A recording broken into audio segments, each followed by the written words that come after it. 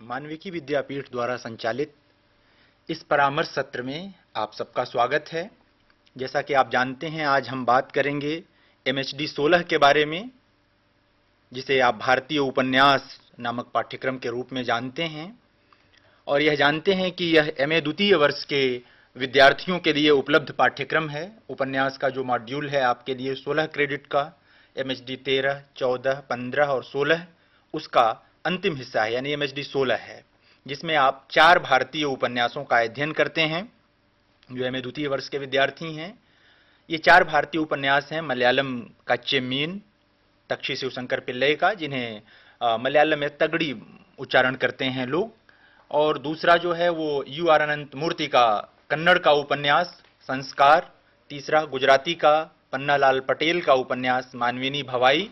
और चौथा बंगला का उपन्यास है महाश्वेता जी का जंगल के दावेदार, जो मूल नाम अरण्येर अधिकार नाम से जो प्रकाशित है बंगला में। ये 4 उपन्यास आप पढ़ते हैं। पिछले परामर्श सत्र में हमने चेम्मीन पर बात की थी।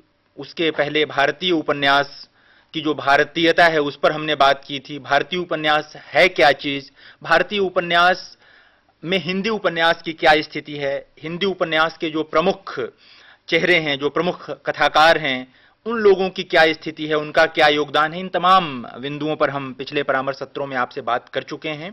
आज हम बात करेंगे UR अनंत मूर्ति के उपन्यास संस्कार पर। और आज आपसे बात करने के लिए मेरे साथ डॉक्टर विभास वर्मा जी आए हुए हैं। डॉक्टर साहब, आपका स्वागत है। धन्यवाद। डॉक्टर साहब और हम आपके प्रश्नों का हम उत्तर देंगे इस परामर्श सत्र में। आप जो अध्ययन कर रहे हैं इस पाठ्यक्रम का, जिन्होंने ध्यान से इस उपन्यास को पढ़ लिया होगा, जो अध्ययन सामग्री आपको दी गई है विश्वविद्यालय के द्वारा, आपने इसे भी पढ़ लिया होगा या पढ़ रहे होंगे।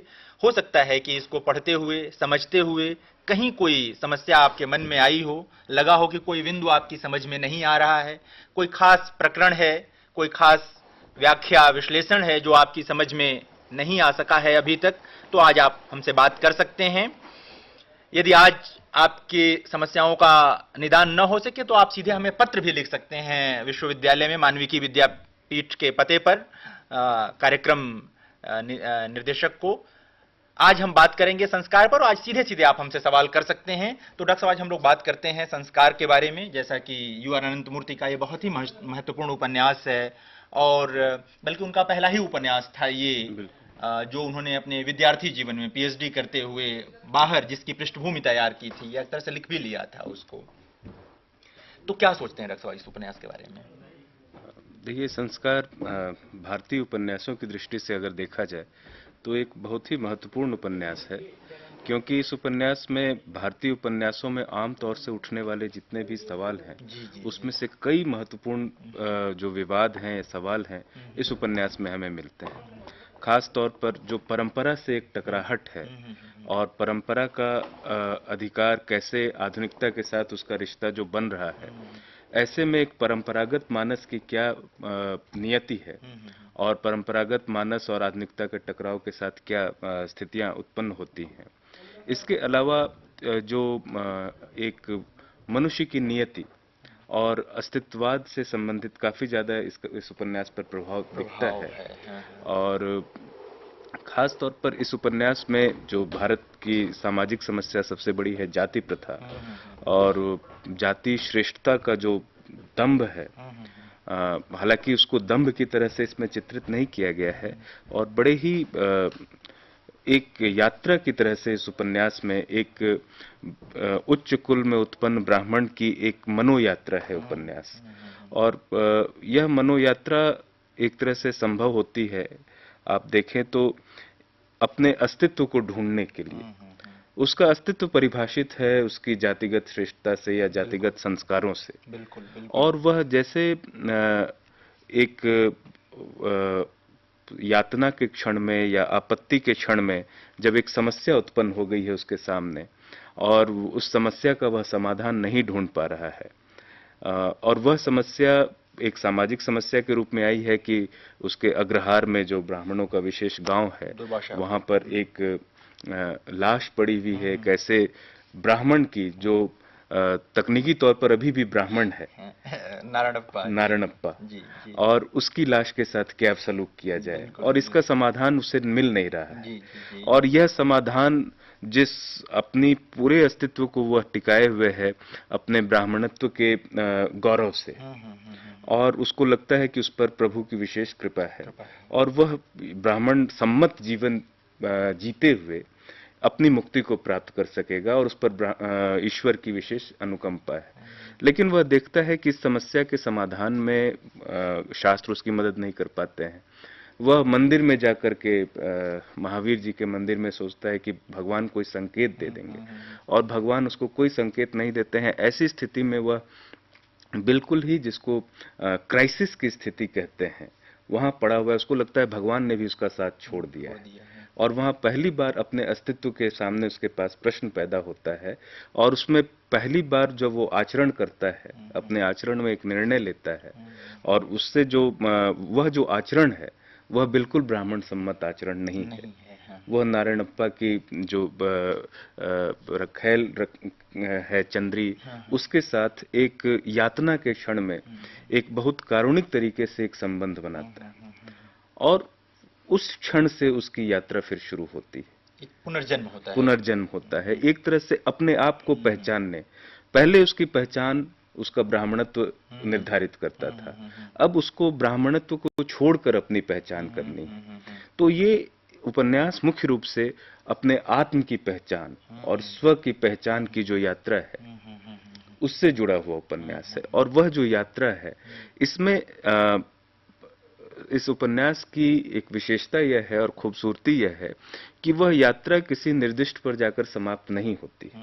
वह यात्रा बीच में उसके उस यात्रा में जो उसका अनुभव फैलता है, और उसको अपने तमाम उसका जो दो यात्राएं चल रही हैं, एक उसकी मानसिक यात्रा जिसमें वह पीछे जाता है, अपने अतीत में जाता है, और अपने अग्रहार को छोड़ करके वो सामान्य जो दूसरी जाति के ऐसे लोग थे जिनसे अपने आप को वो अलग रखा करता था, उनके साथ घुलता मिलता है, नए अनुभव देखता है। वह एक गांव में रहने वाला ब्राह्मण है, पहली बार एक मेले में जाता है और मेलों के दृश्य से वो दो चार होता है, और उसके बाद उसको लगता है, और ऐसी स्थिति में अपने अस्तित्व को वह कौन सी शक्ल दे, उसको लेकर एक द्वंद्व लगातार उसके मन में चलता रहता है।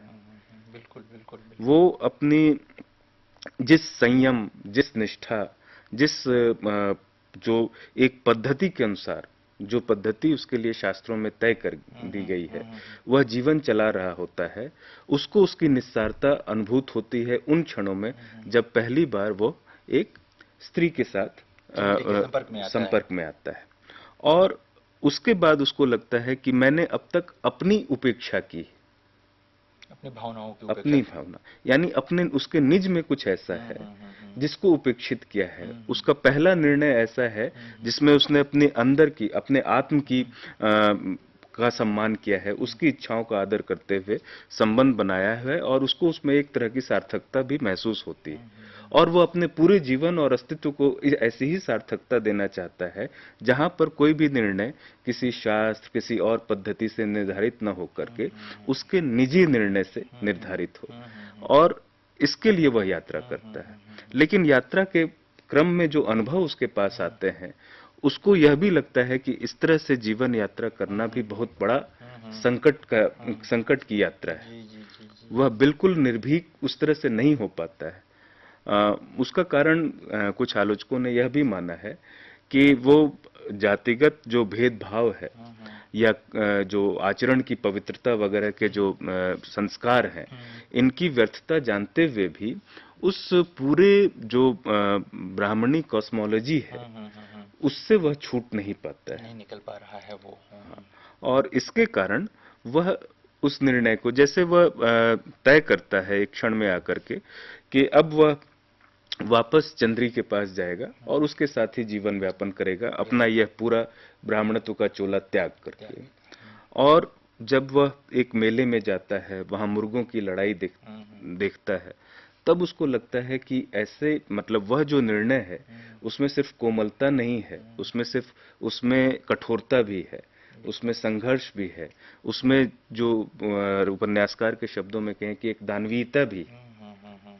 तो जो वासना है वह सिर्फ कोमलता ही नहीं, वह दानवता से भी जुड़ती है, और वह उसको स्वीकार कर पाने की स्थिति में अभी तक अपने आप को तैयार नहीं कर पाया है।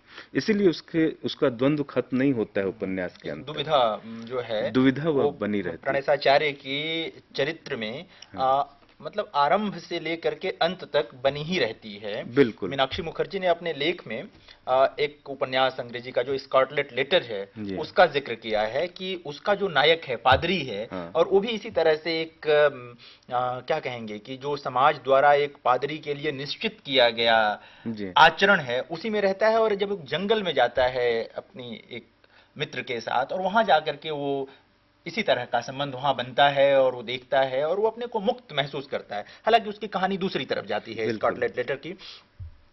यह जो उपन्यास है इसमें देखें डॉक्टर साहब हम लोग तो चूंकि विद्यार्थियों को जो अध्ययन सामग्री दी जाती है उसमें हम लोगों ने यह भी देने की कोशिश की है कि अनंत मूर्ति ने जो अपने अनुभव बांटे हैं इस उपन्यास को लेकर के स्वयं वो बड़े रोचक हैं। जैसे अनंत मूर्ति बताते हैं कि बचपन में मैं कैसे बना, तो कहते हैं कि मेरे ऊपर जो सबसे ज्यादा प्रभाव पड़ा वो एक ब्रह्मचारी जी थे जो हमें संस्कृत पढ़ाते थे, उनका पढ़ा।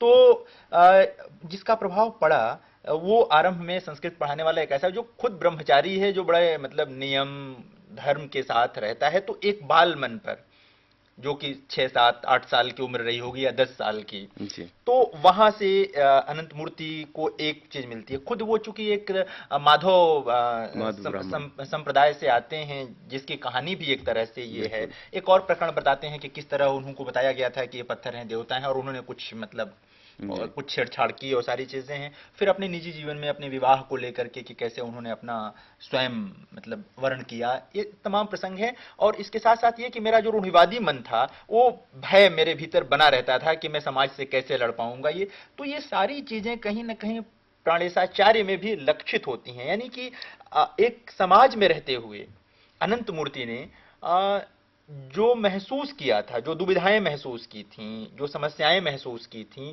या उस तरह के जीवन का जो पाखंड था पूरा का पूरा, जिस पाखंड को महसूस किया था, वो भी कहीं ना कहीं प्राणेशाचार्य के माध्यम से निश्रित किया है। लेकिन जो एक सबसे बड़ी चीज है इसमें, हम लोग धर्म की बात करें उसके पहले जो नारायणप्पा और प्राणेशाचार्य समानांतर खड़े होते हैं, पैरेलल खड़े होते हैं। बिल्कुल और सही। कई लोगों को यह भ्रम होता है कि नारायणप्पा ज्यादा सही है, प्राणेशाचार्य गलत हैं। कई लोगों को ये लगता है नहीं प्राणेशाचार्य सही हैं, नारायणप्पा गलत। मुझे लगता है कि कहीं लेखक इसके बीच में नारायणप्पा को भी पूरी तरह सही नहीं साबित करना चाहता। वो बस ये बताना चाहता है कि वो पाखंड से विरत है, लेकिन जो उसकी पूरी जीवन शैली है कहीं भी लेखक उसका पक्ष लेता हुआ नजर नहीं आता है। सही बात। नहीं तो उसको मारता नहीं लेखक, वो प्राणेशाचार्य का जो परंपरागत स्वरूप है उसको मारता है और उसके भीतर से एक पुनर्जन्म देता है जो कि कहीं ना कहीं नारायणप्पा की तरह विशृंखलित या अराजक नहीं है।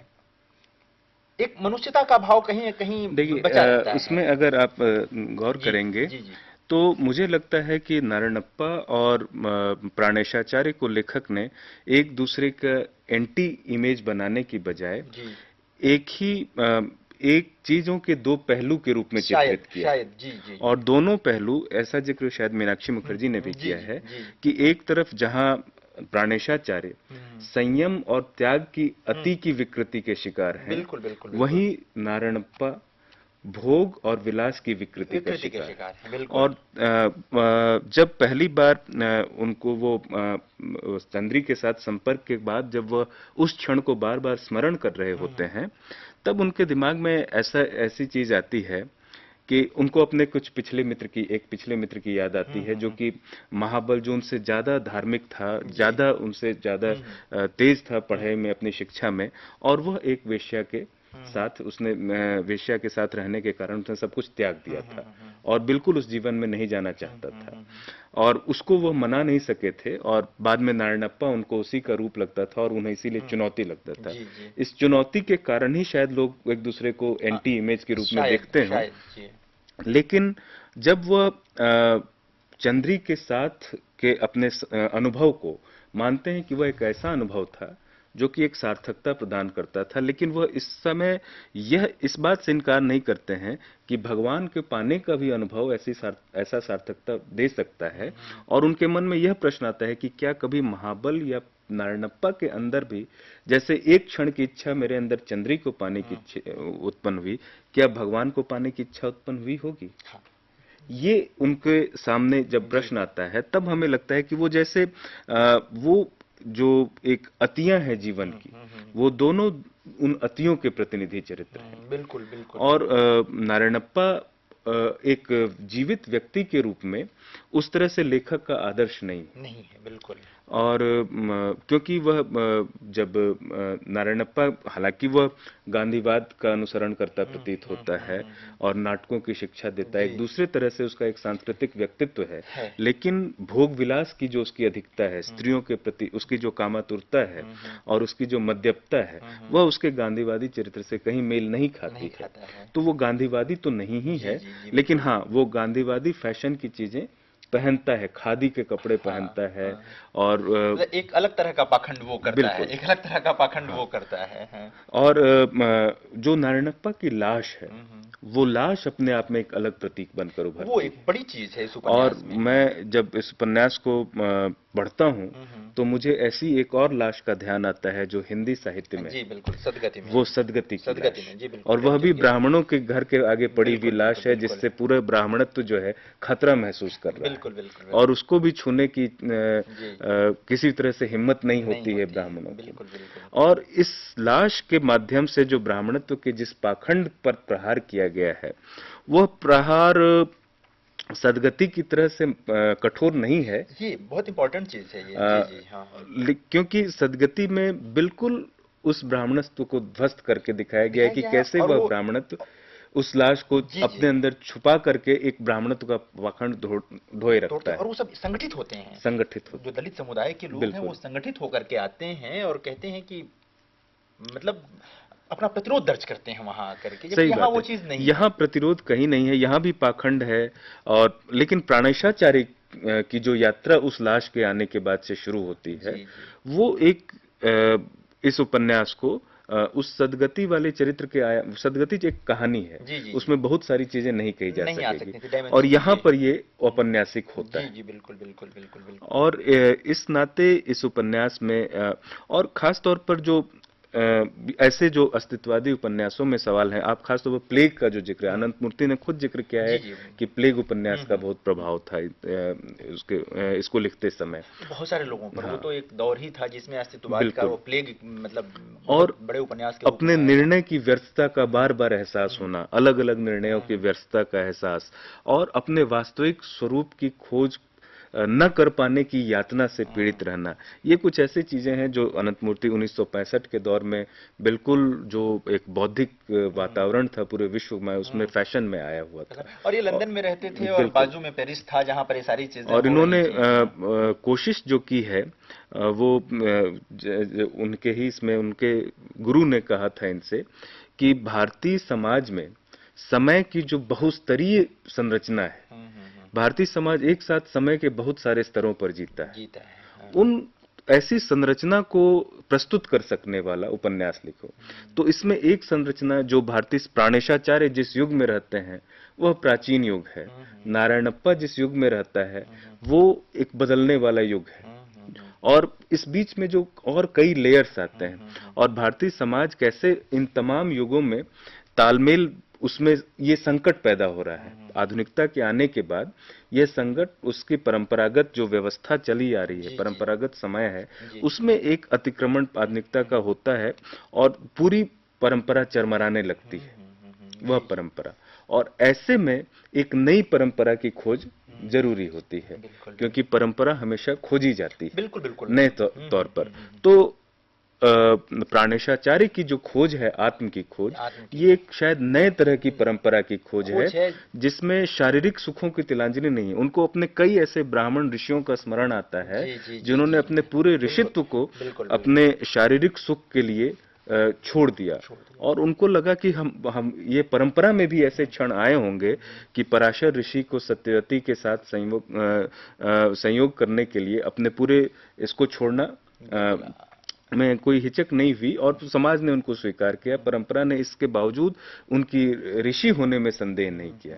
तो ऐसे क्षण आते हैं जिसमें लगता है कि एक नई परंपरा की खोज करने की कोशिश करते हैं। और ये जो पूरा उपन्यास है जिसमें प्रणेशाचार्य और नारायणप्पा का जो पूर्व जीवन है पूरा जी का पूरा, नारायणप्पा का तो पूरा ही जीवन और प्रणेशाचार्य का जो पूर्व जीवन है उसके बरक्स अगर देखें तो ये एक बहुत मानवीय किस्म की शुरुआत है। जो दूसरा चरण है बिल्कुल प्रणेशाचार्य का, जो दूसरा चरण है, इसमें ज्ञान तो उनके साथ रहेगा, ज्ञान तो बिल्कुल नहीं जाएगा, और आचरण का भी जो ऐसा पक्ष है जो सार्वजनिक है जिससे समाज को लाभ हो सकता है, वो भी उनसे नहीं जा रहा है। सिर्फ चीजें वे जा रही हैं जिनको कहीं ना कहीं कूपमंडूकता जिसको कह सकते हैं आप, अंधविश्वास कह सकते हैं, रूढ़ियां कह सकती हैं। जिसमें एक प्रसंग आता है कि चंद्री की आवाज सुनकर उनको लगता है कि हमको नहाना पड़ेगा भी, बिल्कुल और फिर तो एक वो आदमी है जो उसी स्त्री की आवाज सुन करके ये सोचता है कि मुझे बात कर लूंगा तो मैं अपवित्र हो जाऊंगा। बाद में उसी के साथ एक मानवीय संबंध बन जाने के बाद, एक रिश्ता बन जाने के बाद अपना पूरा कायांतरण कर लेता है, पूरा बिल्कुल कायांतरण कर लेता है, मतलब बिल्कुल पूरा बदल जाता है वो उस प्राणेशाचार्य में और इस प्राणेशाचार्य में, मतलब कोई फर्क नहीं। पहली बार उन्हें अपनी पत्नी को नहलाते हुए, जो कि उनके एक तरह से रूटीन जैसा मामला था, बिल्कुल इनको पहली बार कुछ अलग बोध होता है, मतलब हाँ, ऐन्द्रिकता उनको ऐसा महसूस लगता करते है हैं। कि वो जो पद्धतियां जो उनके लिए निर्धारित थी, जिसको नित्यचर्या कहते हैं हम्म शुरुआत में, जो उनकी रूटीन है, उनके पूरे संस्कारों में बसी हुई है, उसमें कहीं ना कहीं एक पाखंड है और कहीं छद्म है जो वो अपने साथ कर रहे जी थे। जी जी उनको ऐसा महसूस होता है कि क्या मैं अपनी पत्नी के प्रति जो वफादार बन रहा हूं, उसकी सेवा कर रहा हूं, वो क्या किसी बड़े लाभ के लिए तो नहीं कर रहा हूं। तो वह सेवा उनको एक बेईमानी लगने लगती है, बिल्कुल निजी, अपने सामने जैसे नंगे होकर अपने आप को देखते तो हैं। कई तरह ये के प्रश्न खड़ा करता है उनको, उपन्यास। हाँ और पहली बार चंद्री से संपर्क में आने के बाद उनको अपनी पत्नी असुंदर लगती है, बिल्कुल और बिल्कुल उनको लगता है कि पत्नी से प्रेम के कारण वो उसकी सेवा नहीं कर रहे थे। वो एक मुक्ति की तलाश में, यश की तलाश में, इसके कारण बार बार वेदांत चूड़ामणि अपने लिए कहा ही प्रयोग जाता है। करते हाँ हैं। हाँ हाँ और वेदांत चूड़ामणि शायद इस अहंकार के कारण, और इससे वह पूरी तरह से मुक्त होने में उनको बहुत समय लगता है। वो खुल करके अपने अपराध का स्वीकार नहीं कर पाते हैं कि लोग क्या कहेंगे, या लोगों की जो उनके प्रति आस्था है वह अगर नष्ट होगी तो लोगों को पीड़ा होगी। बिल्कुल बिल्कुल बिल्कुल। इसलिए भी वह अपने बारे में सब कुछ बता सकने का साहस नहीं कर पाते हैं। लेखक ने तो जो पूरा का पूरा उनका व्यक्तित्व का जो वर्णन किया है, बल्कि आरंभ उपन्यास जहाँ की ये दुर्वासापुर क्यों है, एक कल्पना है, बिल्कुल एक सही स्थिति में एक गांव की कल्पना कर लेते हैं। दुर्वासापुर कोई गांव नहीं है, लेकिन जो और लोकल है वो पता है, मतलब वो बिल्कुल कर्नाटक में उसको ढूंढा जा सकता है बिल्कुल, कि वो, शिमोगा हाँ जिला है, शिमोगा जिला, तुंगभद्रा जी नदी बिल्कुल है। तुंगभद्रा नदी, वो बिल्कुल सारी चीजें, लेकिन उसमें कल्पना करते हैं कि पांडव कभी इधर से गुजरे होंगे बिल्कुल और अपनी हाँ वनगमन के समय, और भीम ने जो है वो नदी की धार रोक ली, और दुर्वासा प्रातः काल जब पहुंचे जी अपने नित्य कर्म से नहाने धोने के लिए, तो उन्होंने देखा जल ही नहीं है, तो युधिष्ठिर ने कहा कि जल छोड़ो, तो तीन तरफ से जल छोड़ा। तो आज भी वो तीन तरह से नदी छोड़ती है, और फिर कहते हैं कि इसी सुंदर स्थान में ये दुर्वासा दुर्वासापुर बसा, अग्रहार बसा, और यहाँ पर ये प्रकांड विद्वान और चूड़ामणि आकर के बसे, इसलिए इसका यश जो है और ज्यादा बढ़, यानी कि आरंभ से ही प्राणेशाचार्य पर एक तरह से क्या कहेंगे कि बहुत सारे आरोपण हैं, मतलब बिल्कुल एक, मतलब बड़प्पन से दबा हुआ एक आदमी हाँ, है, इतनी अपने कुल के, अपने स्थान हाँ के जी जी, गौरव को उन्हीं को ढोना हाँ है। इसी कंधे पर सिर पे लाद दिया गया है, और उसको ढोते ढोते वो आदमी एक तरह से अपनी जो मूल संवेदना है कहीं उसकी खो गई है। बिल्कुल जो उपन्यास के बहुत बाद में दूसरे भाग में आकर के चंद्री से जो उनकी वास्तविक मुलाकात होती है, वहां पर बिल्कुल चीजें खुल करके ज्यादा आती हैं। तो एक मतलब सांस्कृतिक प्रश्न खड़ा करते हैं अनंत मूर्ति। अनंत मूर्ति के बारे में एक चीज और भी है कि वो डॉक्टर राम मनोहर लोहिया से बड़े प्रभावित रहे हैं, बिल्कुल और डॉक्टर राम मनोहर लोहिया जो धर्म के बारे में बात कहते थे, लगभग अनंत मूर्ति ने भी वो कहा और मेरे सामने है कि प्रत्येक, उन्होंने 4 बातें बताई कि प्रत्येक धर्म की प्रमुख चिंता उस समुदाय के धनाढ्य और संभ्रांत लोगों की सुरक्षा और संरक्षण को लेकर है। दूसरा है, जब कभी कोई देश संकट में होता है और बाहरी खतरे का सामना कर रहा होता है तो मुख्य रूप से धर्म का ही इस्तेमाल दुश्मन से लड़ने के लिए किया जाता है। और जो तीसरा है, सभी महान धर्म ऐसे माध्यम हैं जिनसे हम अपने बच्चों में नैतिक मूल्य संप्रेषित कर सकते हैं। और चौथा और अंतिम जो है कि प्रत्येक धर्म ध्यान और मनन की विद्या है। डॉक्टर लोहिया कहते हैं कि जो आरंभ में जो 2 हैं वे तो मतलब ऐसे हैं जिनको छोड़ा जा सकता है या जिनमें कोई बात नहीं है, लेकिन जो बाद में ये धर्म के 2 पहलू हैं, इन्होंने ही कभी रामानंद को संभव किया, रामानुज को संभव किया, विवेकानंद को संभव किया। कहीं न कहीं जो प्राणेशाचार्य का जो पूरा का पूरा जीवन है वो प्रभावित होता है, मतलब जो धर्म की जिन अवधारणाओं से बाद में जब ये 2 चीजें उनके व्यक्तित्व में आती हैं, जहां पर मनन और ध्यान तो है और यह भी है कि नैतिक मूल्य भी हैं, लेकिन ये बोझ की तरह से नहीं है। यानी कि उसका एक कारण यह है कि जो मनन और ध्यान उनके लिए धर्म वहीं तक है, लेकिन धर्म उनके लिए जो धर्म की धारणा है वो जीवन के वास्तविक अनुभवों का वो अनुभव उनके पास है ही नहीं। यही वो अनुभव जिसकी अनुभूति उन्होंने खुद की हो। पहला ऐसा अनुभव उनके पास चंद्री के साथ संपर्क का है। जी बिल्कुल। जो उनका अपना अनुभव है, वह अनुभव कहीं पर उन्होंने पढ़ा नहीं है, किसी शास्त्र में उसके लिए वो नहीं है। एक तो वह संकट जिसका समाधान वह ढूंढ रहे हैं, और ये अनुभव, क्योंकि संकट उनका निजी संकट नहीं है लेकिन अनुभव उनका निजी अनुभव है। तो यह निजता में तब उनको यह पता चलती है बात कि ये जो धर्म को जिसको मैं ले रहा हूं ये एक बाहरी विचारधारा है, जिसको जो मेरे लिए शारीरिक सुखों को प्रतिबंधित करती है। वह भी एक तरह से ब्रह्मचारी है। जी बिल्कुल है। उन्होंने पहली बार शरीर के सुख का अनुभव किया है। और वह उनको लगता है कि जो अनुभव सहज मानवीयता को कहीं न कहीं निषिद्ध करता है, प्रतिबंधित करता है, वर्जित करता है, जी बिल्कुल, वह धर्म मेरे लिए किसी काम का नहीं है। और ये जो सहज मानवीयता है, ये जिस तरह से संयम जीवन का सत्य है, उसी तरह से भोग भी जीवन का सत्य है। और दोनों की अति के उदाहरण प्राणेशाचार्य और नारायणप्पा है। बिल्कुल, बहुत। और एक संतुलन जो है, तो जिस अनंत मूर्ति जिस धर्म को इस कथानक के माध्यम से कह रहे हैं, वो लगभग एक संतुलित जीवन के बारे में, जो मानवीयता की सहजता, मानवीयता की आवश्यकता, उसमें त्याग भी है, उसमें करुणा भी है, उसमें ज्ञान भी है, लेकिन उसमें अपने जीवन, अपने सुख की बात भी है। उसको किनारे नहीं किया गया है। जो खुद सुखी नहीं है, वह उस सुख को दूसरों को देने में भी समर्थ नहीं है। अगर वह ऐसा करता है तो वह अपने साथ कोई पाखंड कर रहा है। बिल्कुल, किताबी बातें करता है। बिल्कुल, प्राणेशाचार्य को यह अनुभव होता है कि मैं अब तक पाखंड कर रहा था। बिल्कुल। यानी जो मेरे अपने निजी अनुभव से प्रेरित करुणा नहीं है, वह करुणा पाखंड है। बिल्कुल, ये सही है। और धर्म इसीलिए, अगर धर्म है, जब तक वह निजी अनुभव से प्रमाणित नहीं है, तब तक धर्म वह छद्म है, वह खोल है। उसी धर्म की खोज की बात कहीं इस उपन्यास में होती है, जो अपने निजी अनुभव से, जो कहा जाता है कि धर्म में इनलाइटनमेंट, खुद एक रियलाइजेशन होना, जिसे एक व्यापक, जिनको गुरु कहा जाता है, जो नाम आपने लिए रामानंद, विवेकानंद, इन्होंने कहीं उनको अनुभव किया, किसी क्षण में उनको यह अनुभव हुआ, और उस अनुभव से, अपने उस अनुभूत अनुभव को उन्होंने अपने धर्म के रूप में परिभाषित किया। वह कहते हैं कि वह धर्म है जब तक आप अंदर से उसको अनुभव नहीं करते हैं।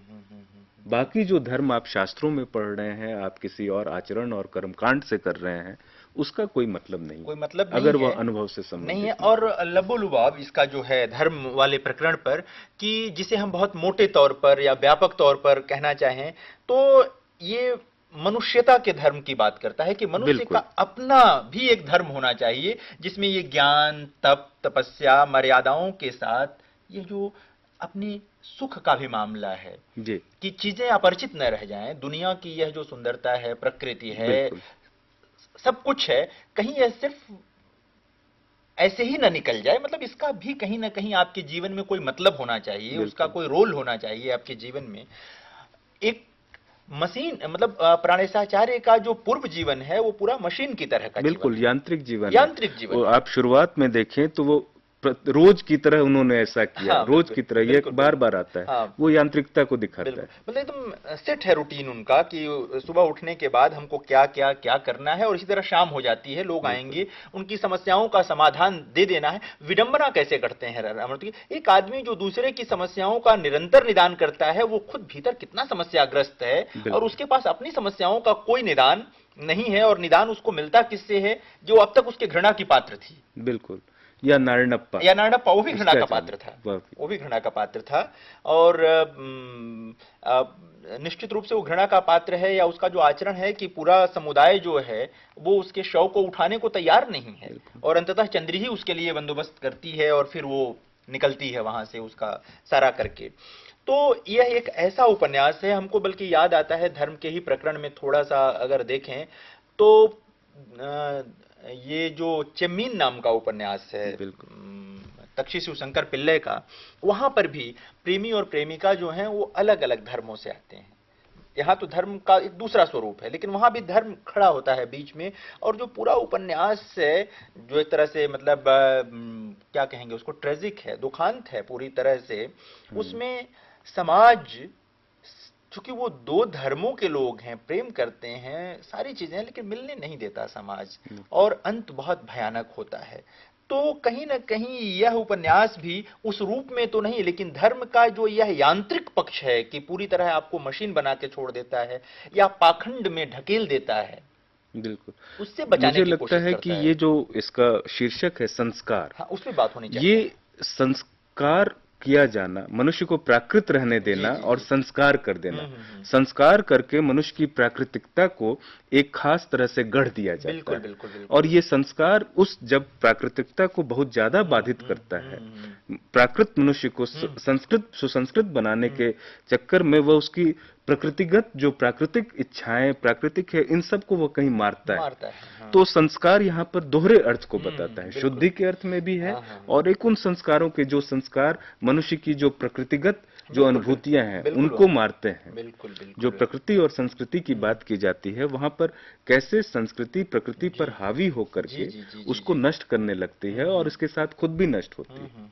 उसको भी इस शीर्षक में पढ़ा जा और सकता है। ये अनायास नहीं था कि जब ये उपन्यास प्रकाशित हुआ तो बहुत सारे विवाद हुए जो कुछ असाहित्यिक भी थे, जिस ओर बिल्कुल मीनाक्षी मुखर्जी इशारा करती हैं कि, और बीएस नायपाल ने भी जो लेख लिखा, जाहिर है कि बीएस नायपाल का शायद भारतीय समाज का जो पूरा अनुभव है वो बहुत प्रामाणिक नहीं प्रामाणिक है। नहीं है, मुकम्मल नहीं, इसलिए शायद वो इस उपन्यास को ठीक से समझ नहीं पाए।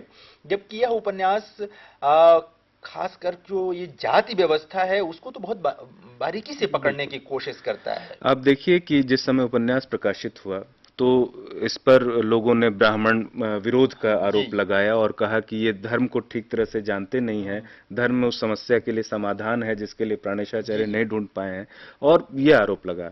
और बहुत बाद में एक दलित चिंतक बहुत महत्वपूर्ण डी आर नागराज ने इस उपन्यास में जो जाति का विरोध है उसको मानते हुए भी कहा कि यह उपन्यास तो ब्राह्मणवादी मानसिकता से लिखा गया उपन्यास है, उसी कॉस्मोलॉजी को लिखा गया है, बिल्कुल और बिल्कुल कहा कि इसके कारण वो रियलिज्म के अपने फॉर्म को नहीं तोड़ पाता नहीं है, तोड़ पाता है, और ये उस उपन्यास का की एक सीमा बन जाती बन है। जाती है।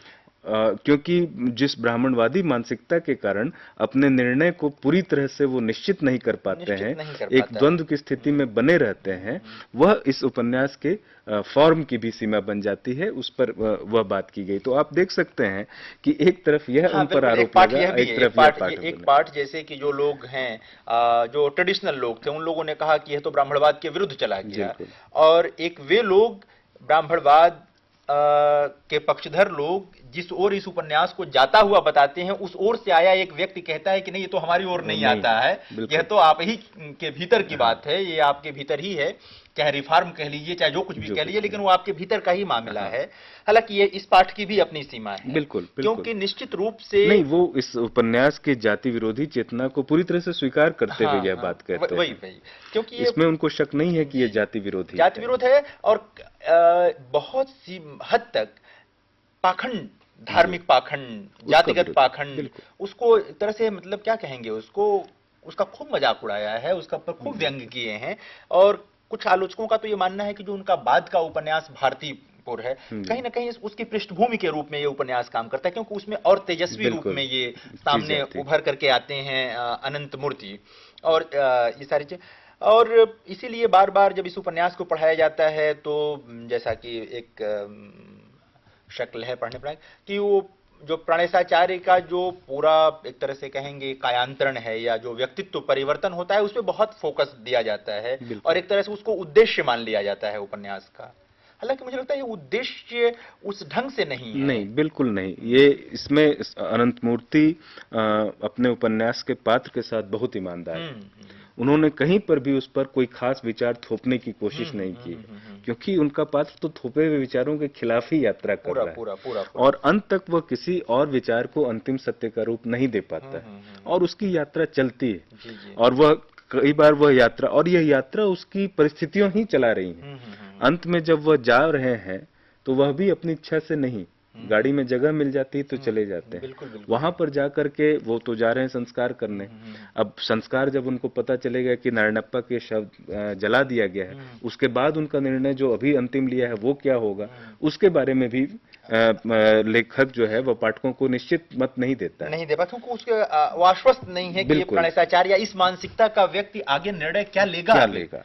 लेकिन यह उसकी विशेषता है कि उसने उस मन की दुविधा को बिल्कुल सामने रखा है और उसकी दुविधा और उसकी समस्या का जो चित्रण किया है, जी, जी, जी। उस समस्या का चित्रण करने के प्रयास में उसने कई चीजों पर अपना मत दिया है। जो जाति की और जाति भेद की जो का जो पाखंड है, कर्मकांड वगैरह की जो व्यर्थता है, इन सब को लेकर के बिल्कुल बिल्कुल बिल्कुल निश्चित रूप से ये सारी चीजें हैं और वो बहुत सरलीकृत समाधान उसके पास नहीं नहीं है, हो भी नहीं सकता। हमें लगता है कि इसीलिए एक महत्वपूर्ण उपन्यास ये है भी, क्योंकि अगर कोई सरलीकृत समाधान ये दे देते जी या प्राणेशाचार्य के पक्ष में खड़े हो जाते तो शायद ये उपन्यास कमजोर हो जाता। बिल्कुल। ये महत्वपूर्ण इसीलिए है कि वो किसी के पक्ष में नहीं खड़े हैं, बल्कि अ, व्यक्तित्व रचते हुए, वो पात्र रचते हुए समाज में जो जैसा है उसको उस ढंग से कथा में रचने की कोशिश की गई है।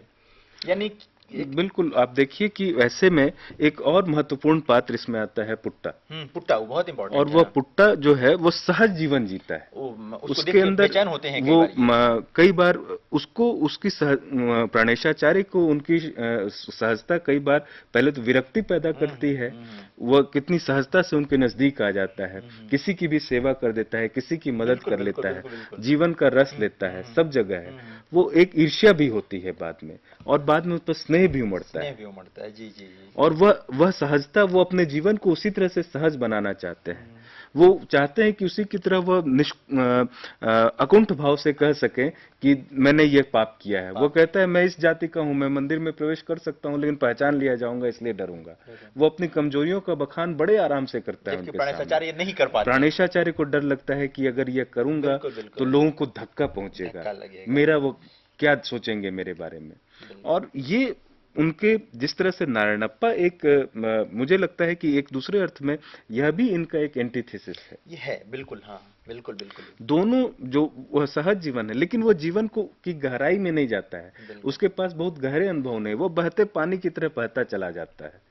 वो जीवन को ठहर कर सोचने विचारने की बात उसके व्यक्तित्व में, चरित्र में नहीं। शायद वो बौद्धिक क्षमता नहीं है, उसने अर्जित नहीं की है वो जो लेकिन फिर भी वह सहज बना हुआ सहज है, जो कि इनके पास नहीं आ पाती है। बल्कि चंद्री से अपने रिश्ते को ही सार्वजनिक करने के लिए कितना संकल्प लेते हैं मन में, और सारी चीजें हैं। जाहिर है कि अगर सहज होते तो बड़ी सहजता से ये चीजें आ जाती, और बहुत देर तक कहीं ना कहीं असमंजस में हैं, एक नैतिक दुविधा भी है, कुछ पाप बोध जैसा भी थोड़ी देर के लिए इनके मन में बोध आता है। तो कहीं ना कहीं मतलब जो एक ऐसा व्यक्ति हो सकता था उस पूरे संक्रमण काल में, जब जातियां टूट रही थीं या जातियों के खिलाफ संघर्ष हो रहा था, राजनीतिक सामाजिक संघर्ष पूरे भारत में चल रहा था। हम लोगों ने राम मनोहर लोहिया का जिक्र किया ही, उनका था, उसके पीछे गांधी का जिक्र था, वामपंथियों का पूरा संघर्ष था।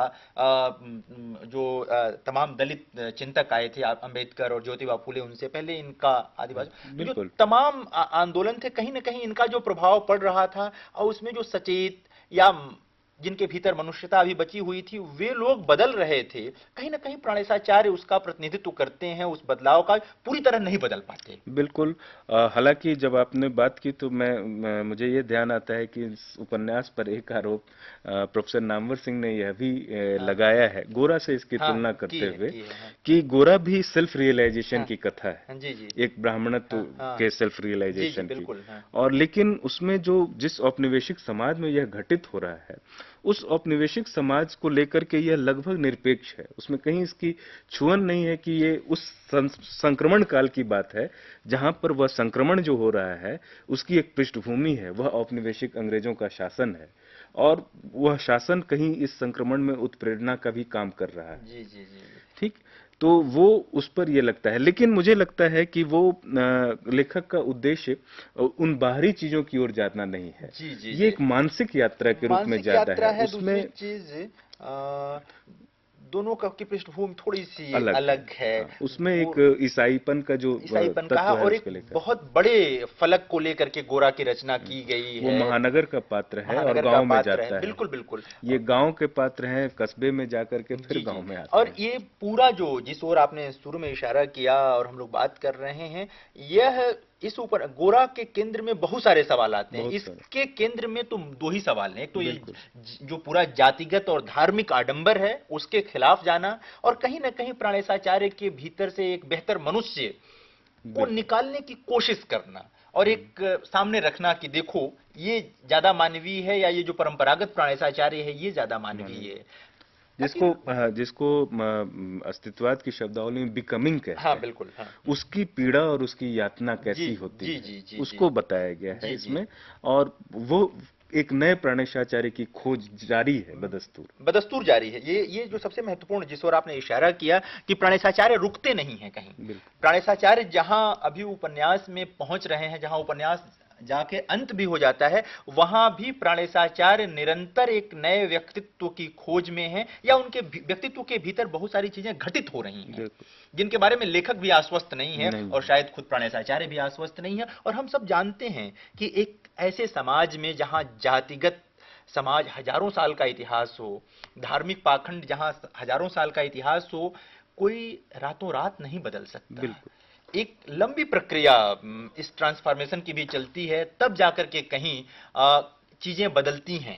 हम्म, तो ये अनंत मूर्ति का उपन्यास इस पूरे ट्रांसफॉर्मेशन को मुझे लगता है सही ढंग से बिल्कुल। रातों रात बदलने वाली चीजें बहुत स्थायी नहीं होती स्थायी नहीं हैं होती हैं, और बहुत प्रामाणिक भी नहीं प्रामाणिक होती। भी नहीं होती हैं। वो प्रामाणिक रूप से बदलने की जी तलाश है। जी जी जी, और जो जिसको मैंने बिकमिंग कहा, वो बिकमिंग पूरी नहीं हो पाई, नहीं हो वो पाई, बिकमिंग हो रही है। हो रही है। उसकी उस बिकमिंग के प्रोसेस में, उसकी प्रक्रिया में जो यातना है, जो संघर्ष है जी जी अपने आप से। जी जी जी, कबीर की पंक्ति याद आती है, बिन खांडे संग्राम है मन सो नित उठ जूझना। जूझना, मन से जूझना, बगैर तलवार का संग्राम है रोज जूझना। तो यह बदलना तो वैसा ही संग्राम है, और वह संग्राम ही उस यातना का साक्षी बनता है जिससे बिल्कुल प्राणेशाचार्य जूझ रहे हैं। जूझ रहे हैं। निश्चित रूप से डॉक्टर साहब, आज हम लोगों ने बहुत सार्थक बातें की, संस्कार को पढ़ते हुए, संस्कार को समझते हुए, और हमारे जो श्रोता हैं, जो हमारे विद्यार्थी हैं, उन्होंने इस बातचीत को सुना होगा, उन्हें निश्चित रूप से इससे लाभ होगा। जो अध्ययन सामग्री उनके पास है उसको भी वो पढ़ चुके होंगे या पढ़ रहे होंगे, मूल उपन्यास को उन्होंने पढ़ा होगा, और जो आज हम लोगों ने बातचीत की इसके आलोक में उनके सामने कुछ और बातें साफ हुई होंगी, उपन्यास कुछ और खुला होगा। यदि उन्हें और कोई समस्या है, जो लोग भी सुन रहे हैं, जो हमारे विद्यार्थी हैं एमएसडी 16 के, एमए हिंदी द्वितीय वर्ष के, वे निश्चित रूप से अपनी समस्याओं से हमें अवगत करा सकते हैं, हमें लिख सकते हैं। हमारा पता नोट कर लें, मेरा नाम नोट कर लें, डॉक्टर जितेंद्र श्रीवास्तव, हिंदी संकाय, मानविकी विद्यापीठ, इंदिरा गांधी राष्ट्रीय मुक्त विश्वविद्यालय, मैदानगढ़ी, नई दिल्ली 68। इस पते पर आप हमें लिखें, निश्चित रूप से हम आपके प्रश्नों का उत्तर देंगे, आपके समस्याओं का समाधान करने की कोशिश करेंगे। फिर किसी अगले सत्र में आपसे मुलाकात होगी, तब तक के लिए धन्यवाद।